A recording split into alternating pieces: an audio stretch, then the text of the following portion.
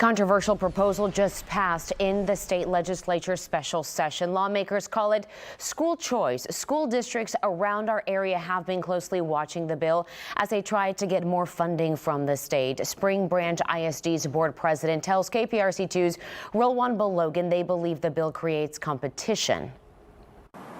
The other bill that passed overnight dealing with education is Senate Bill 2. It proposes sending additional funding to local school districts to deal with rising costs.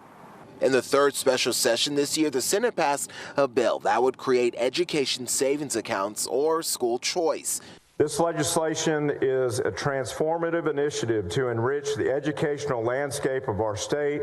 Spring Branch Board President Chris Ernest tells me he wasn't surprised by the votes. He said if the bill becomes law, he doesn't believe the district will be severely impacted immediately, since the legislation would fund roughly 32,000 students statewide. Ernest says since the district strives academically and has successful programs, they can compete with private schools to keep students. You know, we're not afraid of the competition. So if it was universal school choice and the money truly followed every student, then we're prepared to compete for that money. He did say he and others are following Senate Bill 2, which also passed. The $5.2 billion school funding bill would help districts with rising costs and one-time teacher pay raises. However, the bill isn't on the governor's agenda for the special session, so it's unclear if it could be implemented. You know, you hear the governor talking about how he's going to hold public school funding hostage. I mean, he literally said yesterday that he wants a carrot out there as motivation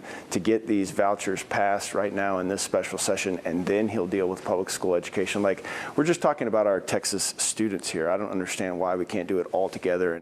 Ernest did say if school choice becomes law and expands over time, it could impact Spring Branch ISD and other districts because it could mean less money for public schools if that program expands. In Hedwig Village, Rowan Balogan, KPRC 2 News.